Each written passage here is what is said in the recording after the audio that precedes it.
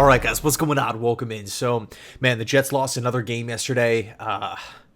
In London against the Minnesota Vikings. The Vikings advanced to obviously 5-0, undefeated on the year. Give them credit; they're a good football team. They're undefeated for a reason, both offensively and defensively. They're coached really well. They have a lot of talent. They're doing their thing. But with that said, right, and by the way, the Jets did only lose by 6 points, but man, I gotta be honest, watching that game, it didn't feel like it. The amount of mistakes that are just constantly there with this football team, and by the way, I do not want to. I hate making negative videos. I hate talking about negative subjects on here. It's not something that I look forward to at all. But at the same time, I try to be as fair, as unbiased as possible, and just trying to look at everything objective and just kind of calling it like we see it on Sundays, right? I love trying to find the bright spots, the silver linings, and we're going to talk about that towards the end of the video. But at the same time, I think there is something to be said about just looking at the situation and just saying, hey, you know what, this is where the Jets stand, for better or for worse. So going back to yesterday's game, it was just brutal to see the amount of mistakes, man. It's the mistakes that drive me crazy. It drives me up a wall, right? Because look, it would be one thing if the Jets are losing games, but they're close. It's a back and forth, and both teams are walking away saying, man, you know what? That was a great game of football. That was really hard fought. We had to fight tooth and nail for the victory, and the Jets are this close, right? We make one mistake. We have one error. We have one bad call, and it could easily go the other way, but it's not like that, right? When you watch this Jets team, it's just errors all over the place. Offensively, defensively, from a coaching perspective, from a player's perspective.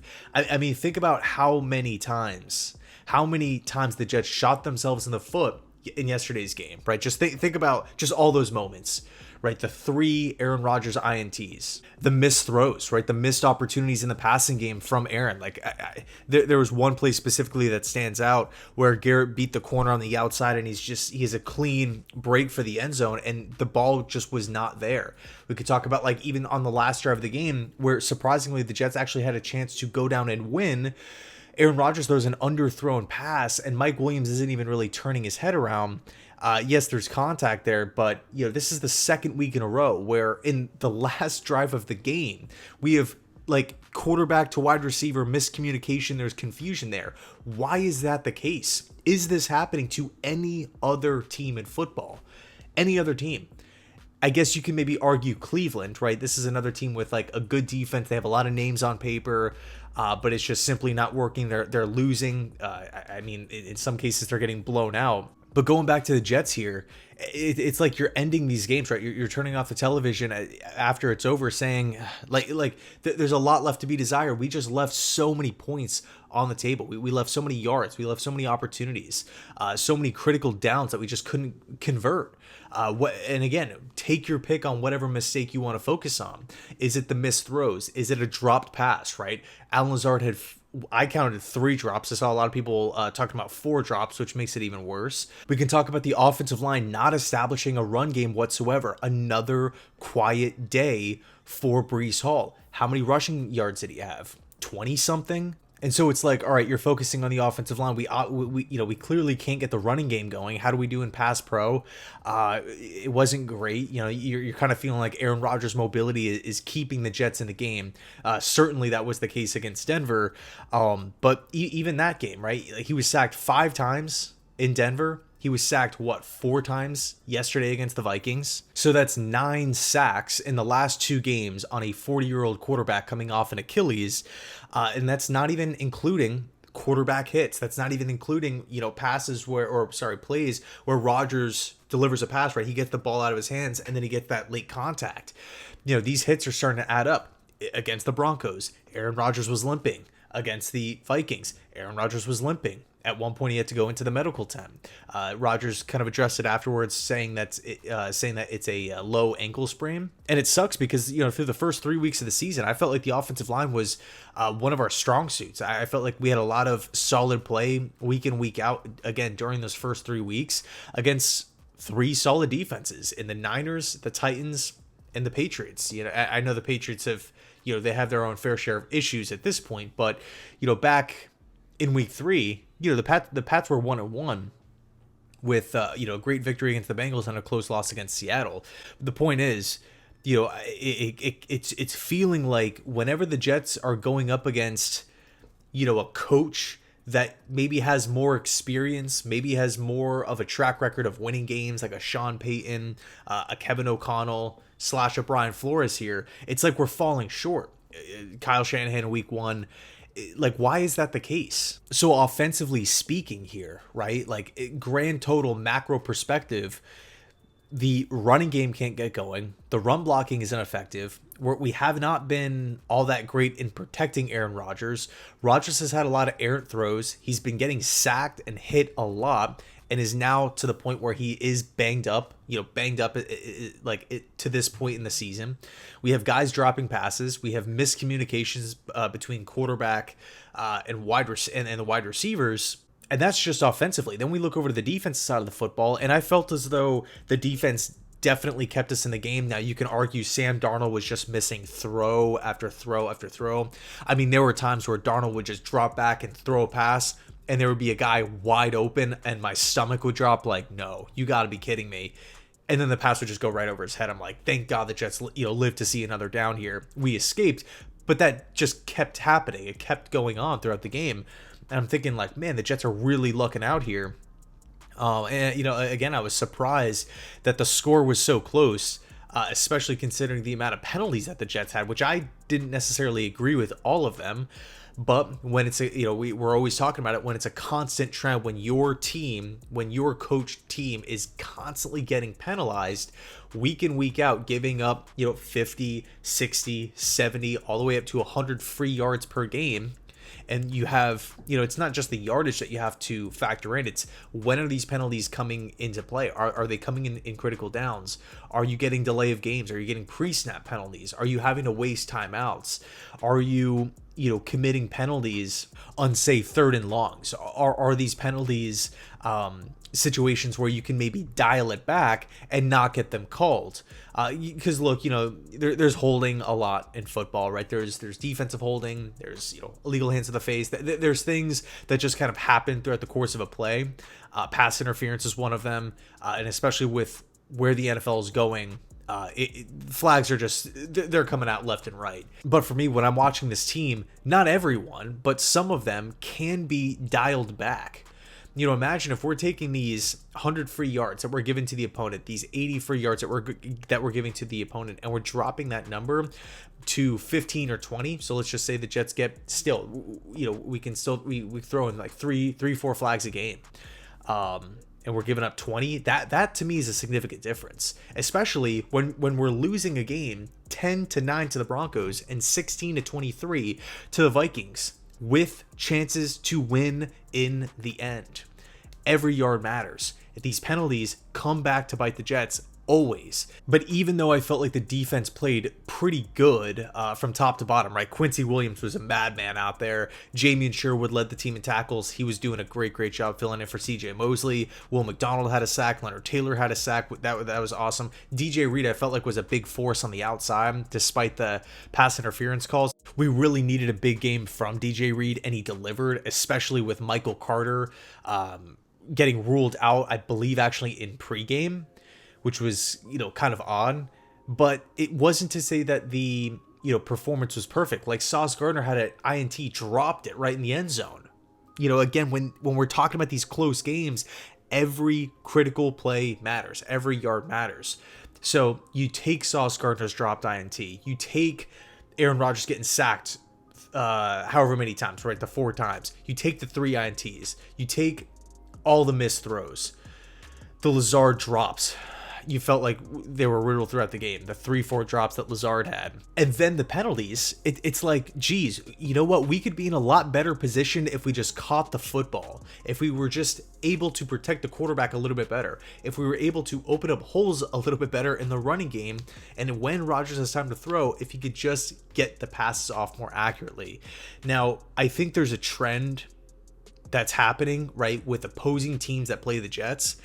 They are going to be blitzing early, because it seems as though take Aegis, out of it, take the Achilles injury out of it, take even Rodgers limping out of it now. It seems like to opposing defensive coordinators, and keep in mind we played two great ones, or two great defensive minds in Sean McDermott and Mike Tomlin in back-to-back weeks here, which I believe are both on primetime games. I digress. Point is, it seems as though when Rodgers is getting hit early in the game and the Jets are going 3 and out, that's when things start to unravel. But when the Jets have a lead, if it is close, we tend to play more balanced football. And we can catch the defense off sides. We can catch them, in weird situations, kind of second guessing themselves. But again, when it seems like we're down, when we're down 10-0, when we're down 17-0 to the Vikings, or it's, a close game like 3-6 or 3-0, and we're getting after Rodgers early and they just can't establish any sort of momentum or rhythm offensively, there's just problems throughout the game. So I would not be surprised at all to see both the Pittsburgh Steelers and the Buffalo Bills blitz like crazy against the Jets early in the game. I'm literally talking about 1st and 10s, right? To get this Jets team, to force them into 3rd and long situations, throw the kitchen sink at this Jets offense. So we have to be able to prepare. And speaking of that, it's not to say that we've been great in blitz pickup as well. So there's a lot of question marks here. And I feel like I'm not the only fan with frustration. I'm not the only fan watching this team just feeling, again, like there's a lot left to be desired. Like there's so much more good football. There's so many more opportunities and points and yards that we're just, they're there. We make the right read, but somebody blows an assignment. Or we finally have a great drive, but because we started slow, we're already down 3 scores. So I feel like up to this point, we've only really focused on the players. We haven't really, talked about coaching. And you can argue, look, it's hard to be a head coach. It's hard to win football games. It's hard to be Nathaniel Hackett when you have your quarterback missing throws like that, when you are having dropped passes all the time. I want to say in every game, when you have, situations where you don't feel like the players are executing, but it goes back to this regime being here for 4 years. We're in a time in football where we're seeing these incredibly quick turnarounds. Teams are just bringing in, a specific coach, a specific player, maybe even a regime from top to bottom, similar to Washington, right? New ownership, new general manager. But I mean, man, we're seeing what these teams are doing so quickly. Again, the Washington Commanders are freaking 4-1. They had the 2nd pick in the draft and have a new GM, a new head coach, a new offensive coordinator / play caller here, obviously, installing a new system, rolling with a rookie quarterback, 4-1, leading the division. We could talk about the team that we just played, the Minnesota Vikings, 5-0 on the season with Kevin O'Connell, who's a relatively young coach. And they're doing this with Sam Darnold, who has been, up to this point, just a journeyman. Years with the Jets, years with the Panthers, had the one off year, backup year with the, with San Francisco from, 2023. But I mean, man, you have to credit what Minnesota is doing. Right, we can talk about Mike McDonald and the Seattle Seahawks, 1st place in the NFC West. Seattle Seahawks above 500, disappointing loss yesterday to the Giants, but even with that, they're still 3-2, and it does look like they have a core culture, core principles in place. I mean, even the Denver Broncos are on a nice little winning streak for them. Right, they're in 2nd place, sitting above 500. Granted, do have to take it with a grain of salt. Teams start fast and fall off every single year. Look at the Jaguars. And we also have teams start slow and then perk up, right around that kind of that week before Thanksgiving. And then they go on this incredible run. Have I given up on the New York Jets? No, absolutely not. Until the Jets we have too much talent to write this team off until they are mathematically eliminated. That's my view on it, right? It's not like years past, like the last season of Todd Bowles, the Adam Gase era, even these past couple of years with Robert Saleh, where it's just like you're watching the team and you can tell early on that it's going to be an uphill battle. And despite the amount of mistakes and problems that this team has just, it's just self-inflicted wounds every single week. And it continues to be like that. It doesn't really feel like there's any improvement in that area week to week. It's so frustrating. But you got to imagine, okay, if we can just play clean football, we can win a lot of games. Now, there's a lot of talk about Devante Adams, right? Devante Adams this, Devante Adams that. Reunites with Aaron Rodgers. Could he restructure his contract? The Jets really want him. They've been aggressive, and of course, there's other suitors for Devante, 100%. Would Devante Adams help this football team? The answer is yes. Adding Devante Adams, whenever you're in a position where you can essentially upgrade and get the top guy at a positional group on your team. In other words, if you're a team out there and let's just say you sign an edge rusher, right? And that edge rusher on day one becomes the best edge rusher on your team, you're in a great spot. That is a major positive move. And that's what the Jets would be in. Devante Adams is a top 5 receiver in football. You add him to the offense. Yeah, you expect him to get involved. You expect him to get open. You expect him and Aaron Rodgers to have that chemistry and to make plays. And Adams already has, familiarity with the Hackett system. And the one thing I do like about Adams is he's a no BS type of guy. He wants to win games. He wants to, get in the end zone and make plays. It does really feel as though winning is at the forefront of Devante Adams' kind of list of priorities. And for me, at least, if the Jets were to acquire Devante, he would become the second in command, kind of the Robin to the Aaron Rodgers Batman, right? As far as accountability and leadership goes. I think players would look up to Devante. I think the knowledge that he'd be able to pass to younger wide receivers, because let's face it, Adams did not come into football as Jamar Chase, as one of these top 3 pick, top 5 pick, Megatron or anything. Yeah, he was a second round pick and he had a lot of potential and he was damn good in college, but there was a learning curve there. There were moments where Devante Adams just, he would drop a lot of passes, but just the continued work ethic was there. And again, I think he would be a great force in the locker room as far as both on and off the field are concerned. Another really, really positive impact that Devante could have is bumping Garrett Wilson to the slot, so you're kind of in this position where you're getting a two-pronged effect, where you're upgrading, you're getting a top 5 receiver on the outside. Of course, that's going to help in and of itself, and then you're taking a really highly talented receiver in Garrett, you're pushing him to the inside, and you're completely changing his role, giving him one-on-one opportunities against slot corners.